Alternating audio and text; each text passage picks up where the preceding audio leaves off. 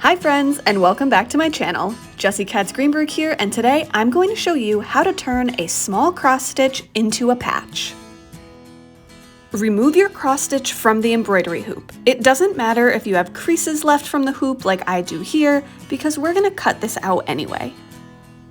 Cut out your cross stitch, leaving a generous border. My border is about 1/2 inch, and honestly, I probably could have gone a little smaller. It's easy to cut out a rectangle or square from Aida cloth because you can just follow the lines of the cloth. Now cut out each corner, again leaving plenty of space. You can see that I'm not cutting very close to the actual corner of my cross stitch piece.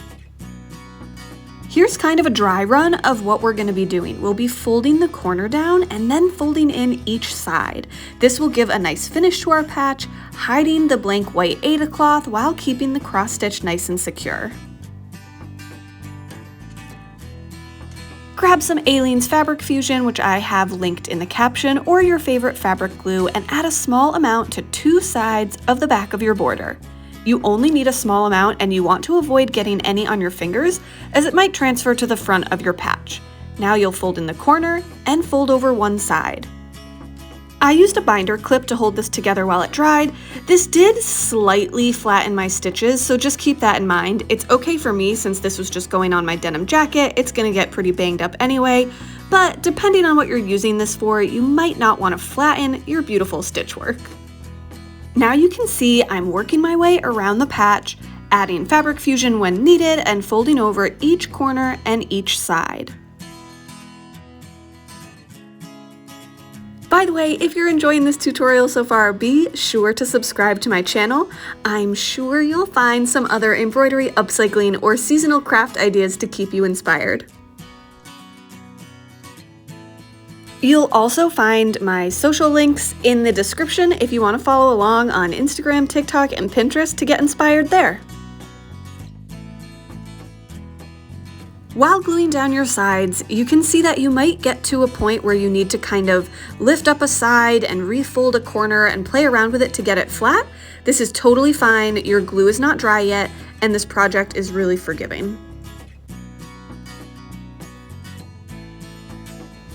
As you can see, I kind of had to refold some corners and lift up some sides here and there. I could have edited this out of the video, but I wanted to keep it in just to show you that this does take a little bit of playing around with. It's still very easy, but when this ultimately happens to you, I didn't want you to think that you've done anything wrong. This is just part of the process.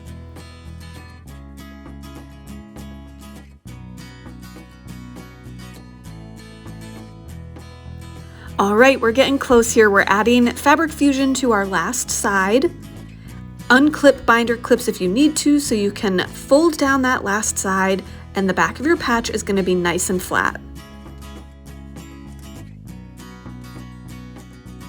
Once all of your sides are glued down, you can use binder clips to hold everything together. The number and size of binder clips you need is going to be determined on the size of your patch.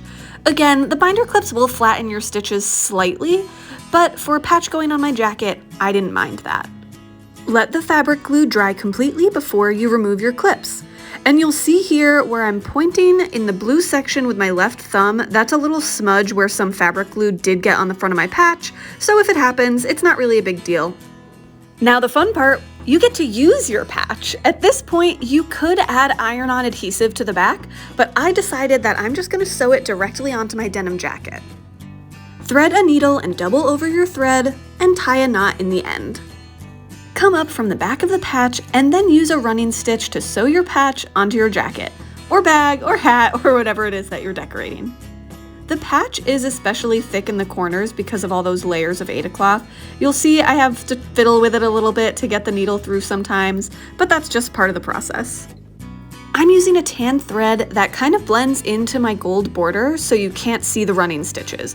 This way they don't have to be perfect or even, and trust me, mine are not perfect here.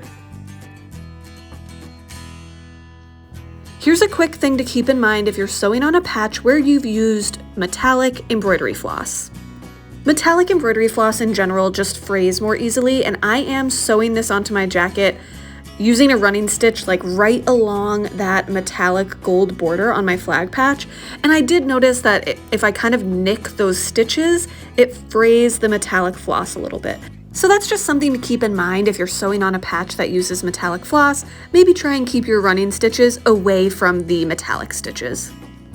We'll speed this up a little bit now because this process did take like 25 to 30 minutes. Just pop on your favorite show and get to stitching and the time will fly by. You could also use an embroidery hoop to make this process easier. The only reason I didn't is because my denim jacket is pretty thick and doesn't fit inside of an embroidery hoop, but if I was doing this on like a tote bag or a hat, I definitely would have used one.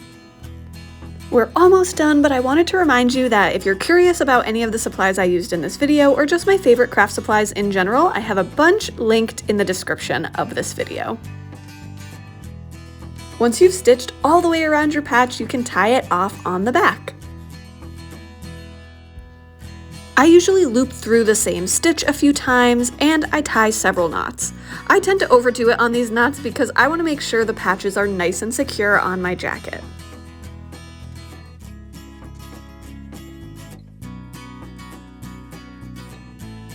And now you're ready to show off your patch.